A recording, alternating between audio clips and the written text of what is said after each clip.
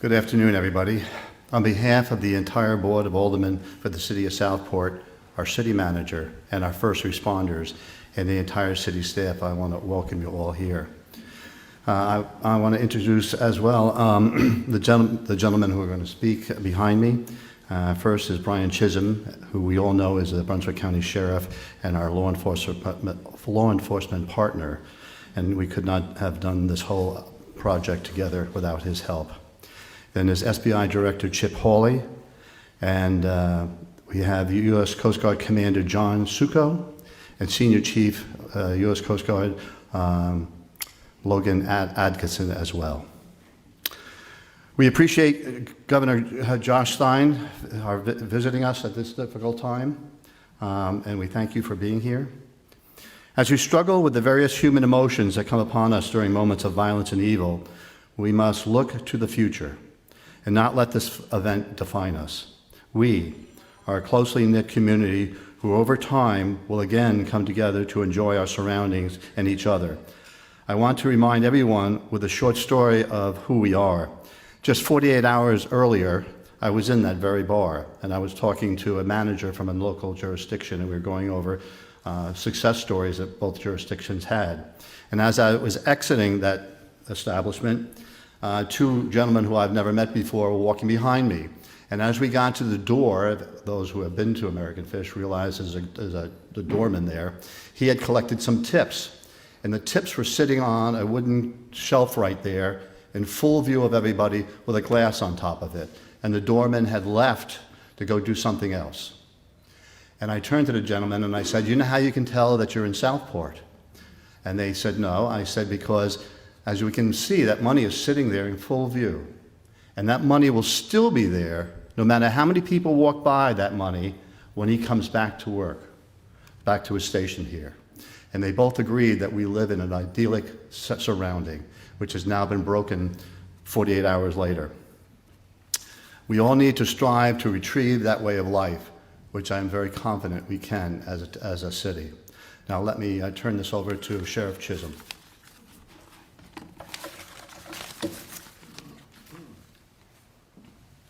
Good morning again. I was having a conversation with Chief Todd Corn just a little while ago, and he brought to my attention something that I didn't think about.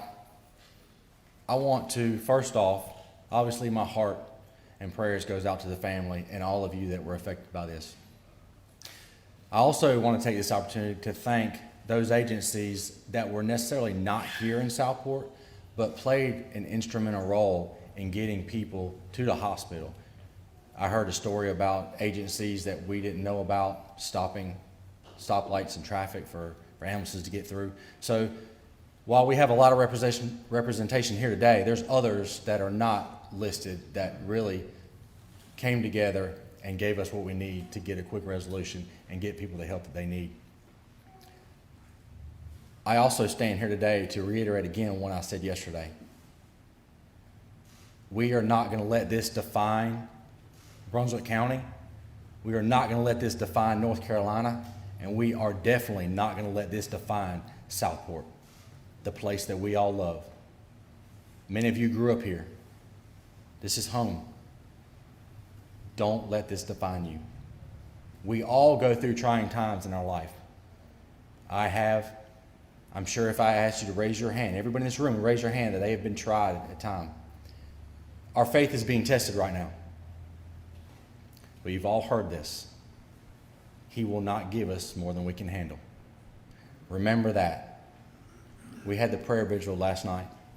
We had over 1,000 people show up in support. Law enforcement community thanks you for what you did for us last night and what you continue to do to support us. And I assure you that we are here to support you and protect you. We took an oath to do that. So again, thank you for all the agencies standing behind us, the ones that were in the line of fire, ran towards the shots, not away. I'm proud to be a sheepdog. I hold that near and dear to my heart instead of these men and women behind me. So again, thank you for the support, and I appreciate you.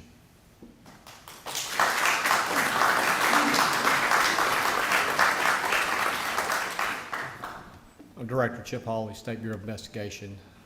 We had over 20 agents respond. I just want to make sure that what is really brought to the forefront, our prayers and thoughts go with all the victims and everyone affected. But the ability for local, state, and federal law enforcement to come together so quickly. Sheriff Chisholm, the chief here in Southport, you had you had your legislative representation. We were on the phone with them that live here in this community, and they were affected by this. And our ability to put over 20 agents, sworn and non-sworn, on the ground. And I would like to really reiterate the part about the EMS and fire people that just stood in the gap while we were trying to find the suspect, which was apprehended and charged, and we got the confession. The main part was there were people that needed to really be looked after. They were in dire need of medical attention, and those people who came together in this community to help that I just want to make sure that they get noted. The guard and all of them coming together, it was amazing. And the Bureau wants to make sure that we are that conduit with local law enforcement to make sure that we bring this community as safe and as possible as we can to make sure you have some comfort that we have you in this community is going to be okay. God bless.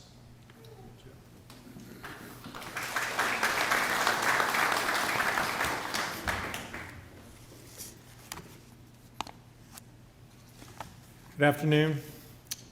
I want to thank Chief Coring from Southport Police Department, of course, Brunswick County Sheriff Ryan Chisholm. I also want to thank Oak Island Chief Charlie Morris, SBI Director Chip Hawley, U.S. Coast Guard Deputy Commander John Succo. They exhibited excellent leadership and an immediate response that was able to bring an end to the fear and panic that the shootings might have been even worse than they obviously were. I want to thank Senator Rabin and Representative Miller for being here. Both care deeply about this county and its people. As you've heard, Southport is a tight-knit community. It is known across the state as a tight-knit community. And all of us can just imagine a warm Saturday night, a special date night, sitting on a dock by the river, by the water. No one goes into that kind of special night thinking that tragedy is possible. But 2 nights ago here in Brunswick County, of course it happened. It was horrific. I'm heartbroken for the families of the 3 people who lost their lives in this terrible incident. Ann and I are praying for those who were injured for a full and immediate recovery. To the victims' families, and the people of Southport, I urge you to lean on each other in this wonderful community that you all have built here. I know I speak for the entire state of North Carolina when I say that you are not alone in your heartache or pain. You do not grieve alone. We stand with you. In my faith, it is the community's responsibility to comfort mourners, so we must. And we conclude our mourner's prayer by saying, may the one who brings peace to the universe bring peace to us. Chief Corning, Sheriff Chisholm, Chief Morris, Director Hawley, Deputy Commander Succo, I want to reiterate my appreciation for your immediate response to apprehend the suspect essentially within minutes of the attack. Your excellent police work may have saved additional lives. We will always be grateful for your resourcefulness and your professionalism. I have faith that law enforcement will continue to work tirelessly until the job is done in this case. And the state, of course, is ready to assist in any way possible to ensure that justice is served on behalf of the victims. One thing is clear. We must do more to prevent these acts of violence. It has to be our top priority.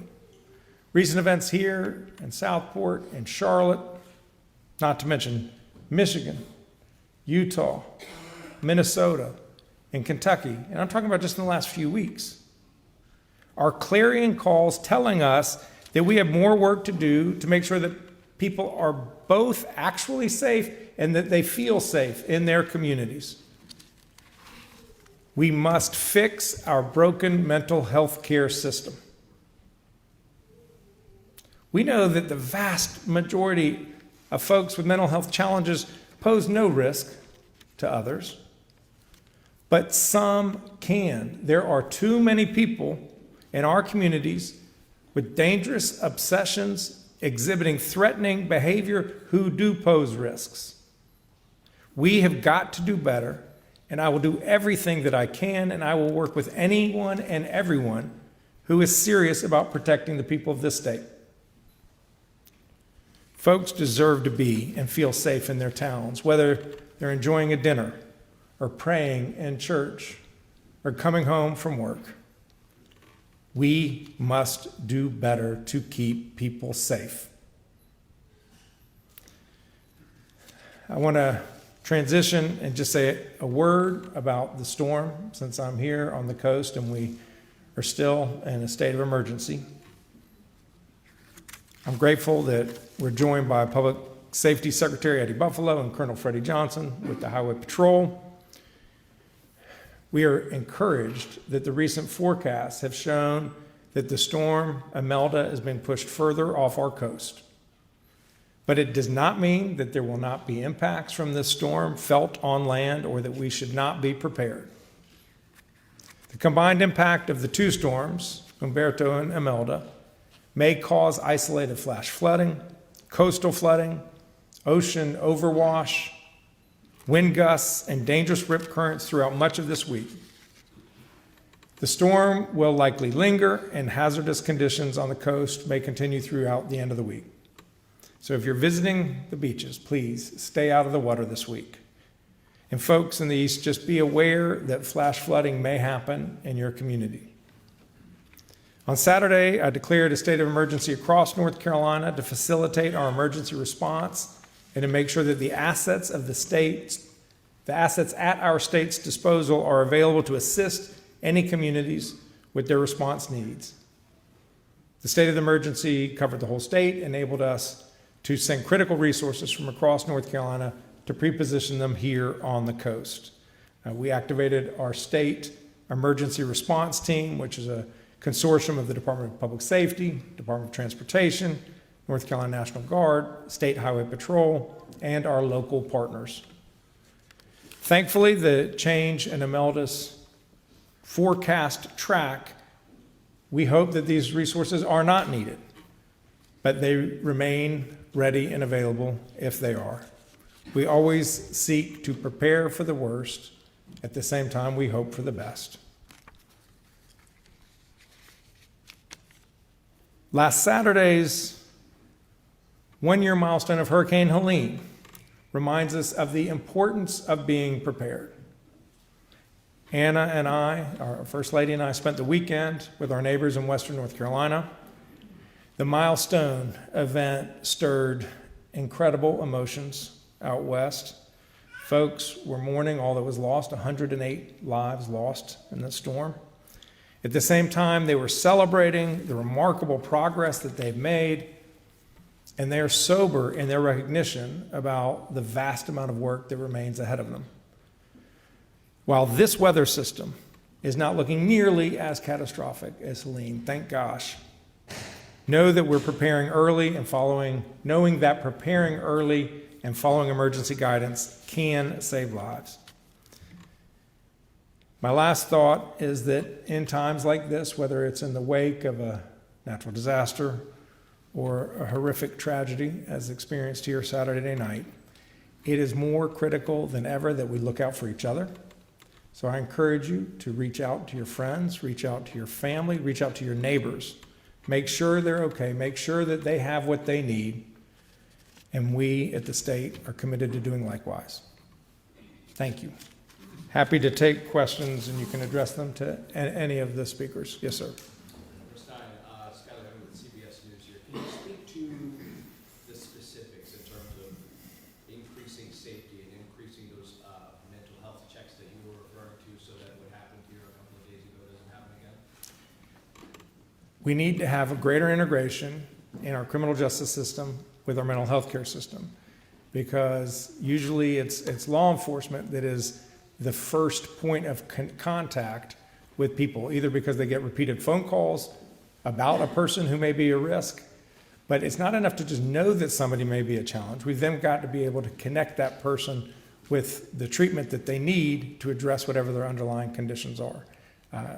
There is a great deal that we need to do to improve our mental health care system, and we will be talking more about that in the days to come.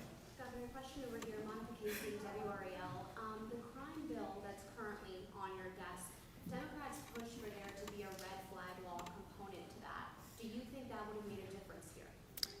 I don't know the specifics of this gentleman and whether there were people in the community who were concerned enough about his erratic behavior to have triggered a red flag law provision. I think it's a good idea. There are people in our community who people know are a risk to others, a risk to themselves, and they should not have firearms. And that's what a red flag law allows, is for a judge, through due process, to temporarily remove dangerous weapons from people who are a risk. I think that this public would be well served if North Carolina had a red flag law. Governor, Faith Abuya with ABC News. You said we must do more to prevent these acts of violence. Knowing what you know about the suspect so far, could this have been preventable?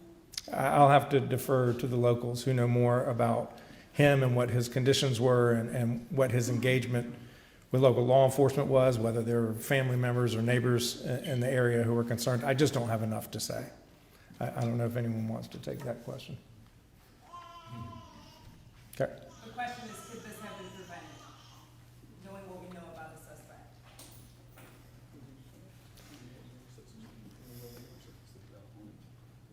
At this point, it's premature.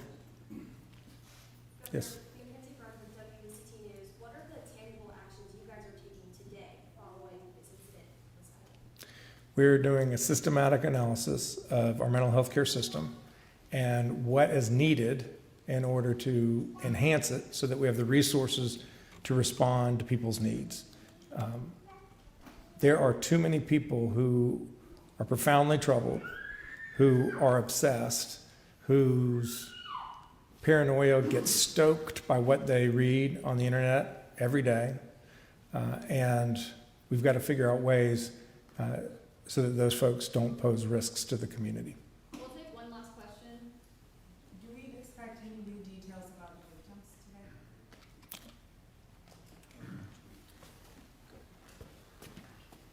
I'm Chief Todd Corn with the City of Southport Police Department. We should have details coming out possibly tomorrow on that. They're still hospitalized. We're still getting information. We're trying to allow the family some time, but we should have another media release coming out tomorrow with additional details. We heard yesterday one of them was still clinging to life. Is that still the case, or have they been uprooted? To my understanding, we do have one that is still very critical at one of our area hospitals. Thank you all. To that, I'm sorry, real quick, to that point, is it possible just to get an update on their conditions overall, those who are still hospitalized? Well, I don't have no details on that. I don't have clearly enough to speak on that. They're at two different hospitals, and I have not had time to check up on them yet. So all 5 are still in the hospital? To my knowledge, yes, the ones that were transported are still hospitalized.